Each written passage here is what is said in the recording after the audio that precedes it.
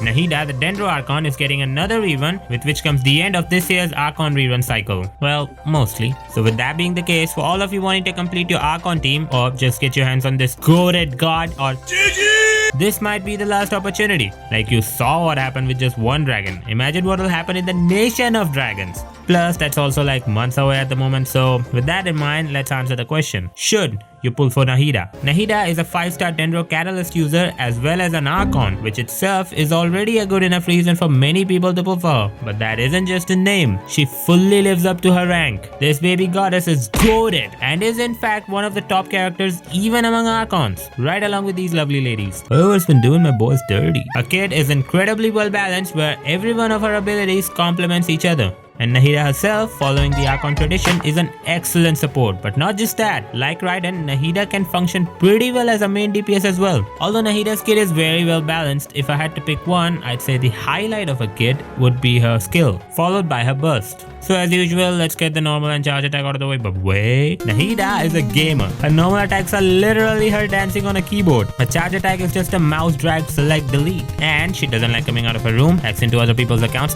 Mines is always there for her mates, keeps a backup of save files. What a true gamer. Anyways, with these adorable attacks, she applies Dendro to her opponents cause, of course, her attacks have a pretty good range and can deal a decent amount of damage as well. Her skill has two effects, a tap version and a hold version. And they are both amazing. The only real difference between the two is that with the press version, Nahida spins around and deals AoE Dendro damage to all the enemies nearby. And the hold version gives you this camera interface that allows you to manually mark enemies nearby and deal Dendro damage. But that's not all. They both apply a effect, the Tri-Karma Purification effect. That is one of the things that makes this ability as insane. Like Raiden's Eye and Zhongli's Shield and Furina's Demons from Hell, this ability or effect periodically deals damage, Dendro damage, that scales on attack and EM. This is what allows Nahida to shine in a support role right along with other Archons, providing almost unmatched support. And again, following the Archon trend, this ability also has more than 100% uptime. Like this time the difference is actually insane, but it also makes sense. Unlike Raiden's Eye or any of their effects, the effect of Nahida's skill won't outlive her enemies. Once you defeat a marked enemy, the Tri-Karma Purification effect won't automatically be reapplied to new enemies that may spawn. It'll make much more sense in the Abyss. So the low CD of this ability allows you to apply the Tri-Karma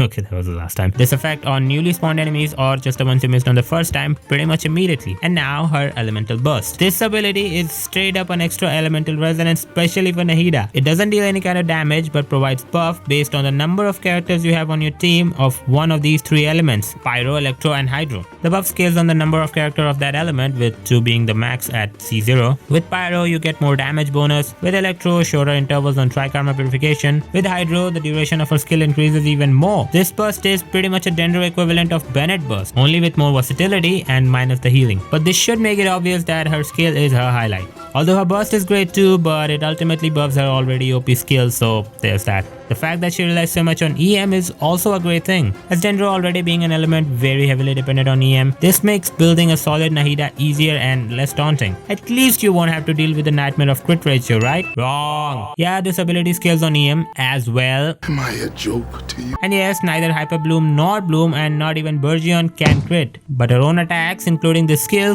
can. So it really comes down to how you want to use her, in a support role or as a main DPS. Like she can work very well in both scenarios, I assure you. Personally speaking, I'd use her as main DPS cause I don't have a Hazam. But even without him, you can still go for a support Nahida. So I guess that'll depend on your team comp and preferred reaction. With Nahida, there are plenty of different reactions and team comps that could all be just as amazing as any of them when built properly. But again, like with Raiden, I can't talk about them all. So I'll only talk about 4 most popular ones. That's one more than Raiden. I'm improving. The most common team comps for Nahida are without a doubt Bloom and Hyper Bloom, with the following closely, other two being Aggravate and Burgeon. So starting with Bloom, in this situation Nahida plays more of a support role than an on-field DPS, where you'll be spending more time with your Hydro characters than Nahida, and she'll keep providing Dendro from the background. The general composition of this team requires you a lot of 5 stars, so yeah, it's costly. Not to say there aren't any replacements for them. You can always just use other 4-star characters in the stead, although the first slot is a little hard to replace,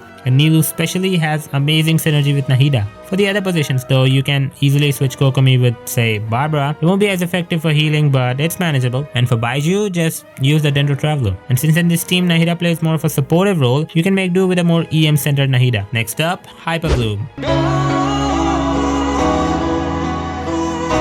Okay, so you don't have Al-Hitham, no big deal. Just make your Nahida, I'll do it myself. This is perhaps the most flexible team in the game. Like, it's almost as if there aren't any rules with it at all. If you have Al-Hitham, he can be the main DPS, while Nahida can provide support, Xingqiu or Yelan can provide Hydro, and Raiden or Cookie can proc Hyper Blooms. With this one, I already told you all the 4-star replacements. And for Al-Hitham, if you don't have him, Nahida will replace him and be the new main DPS. As for the now left empty slot, put a Dendro, Hydro or Electro character there, I won't judge. It's really a very flexible slot. Like with a Dendro character like the Dendro Traveler or Yao Yao, you get the Dendro Resonance, which gives you 50 additional elemental mastery as well as 30 more whenever you proc any of these reactions. And Yao Yao also gives you very decent healing, which is especially beneficial if you'll be using Raiden as the Electro. If you use Cookie, you can go with the Dendro Traveler as well. As for how you should build your Electro unit for this team, for that you can check out my other video on Raiden. Link is in the description and on the I button. Next up, Aggravate. This reaction is the result of Electro plus Dendro plus Electro. In this team comp, Nahida is primarily here in a support role, as more often than not it's an Electro character that serves as a DPS here, as the whole point of Aggravate is increased Electro and Dendro damage. There are generally 2 Electro characters in an Aggravate team to act as both a battery and the Electro DPS and support.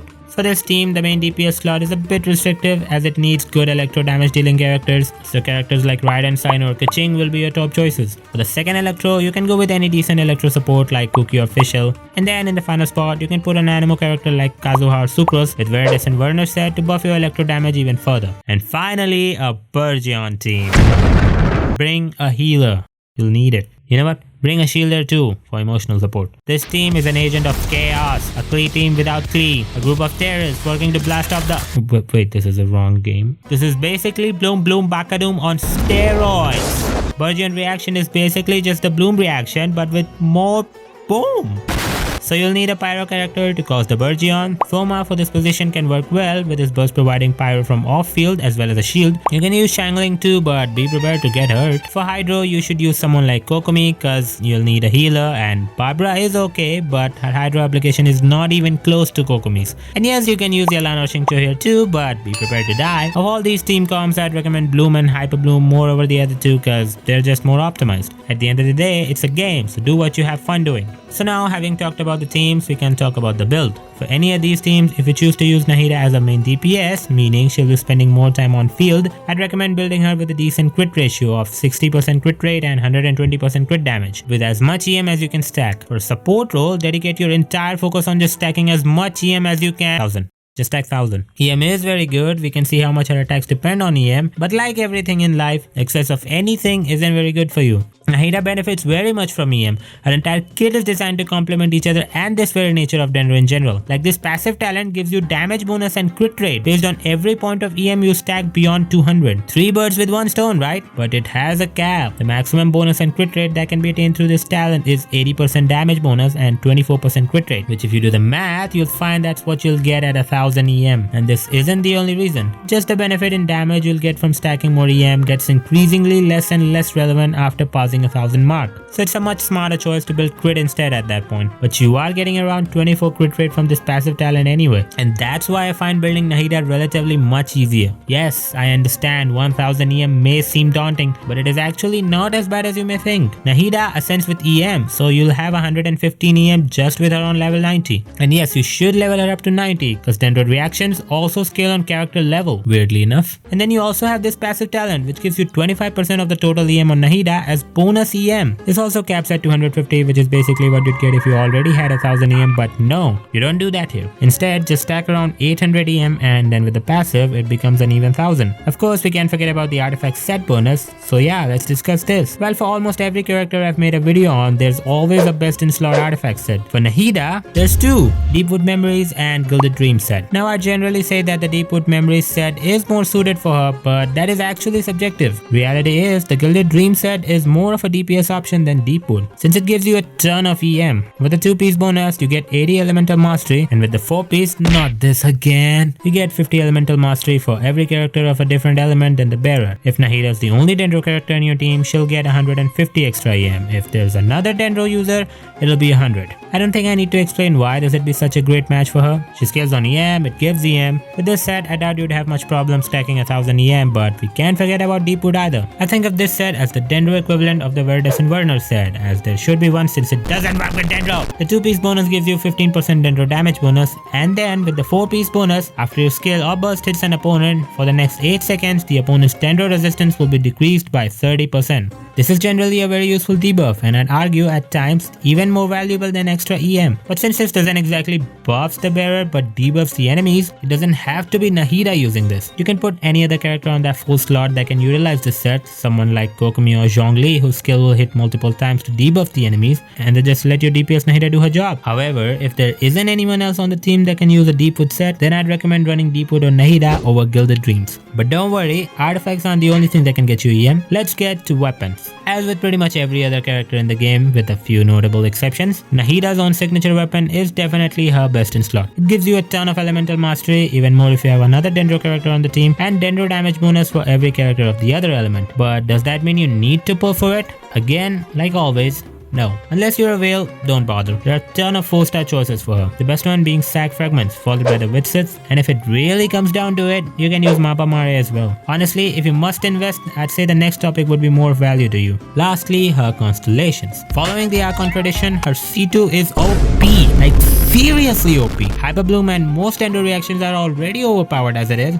like look at the scaling, but with her C2 activated, it allows for those reactions to crit. That's a huge thing. Sure, the crit rate and damage is capped, but it's still insane amounts of damage. But don't worry my free-to-play buddies, this doesn't mean a C0 Nahida is weak. Hell, we only came to this now. Everything I was talking about before was all about C0 Nahida. She is broken regardless you have constellations or not.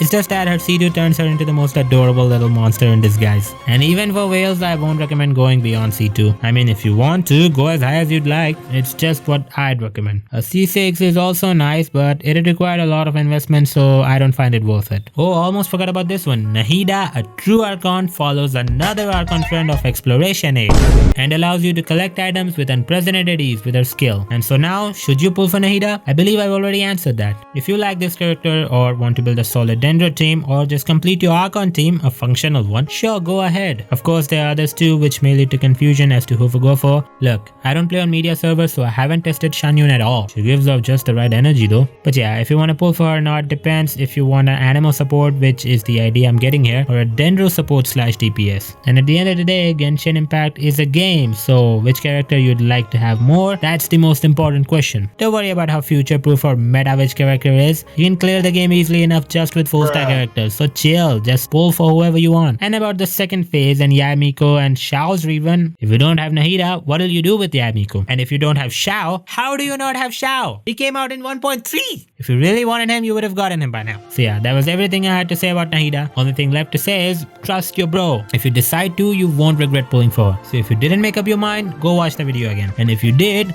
go pull for her and bask in the power of the temple of wisdom.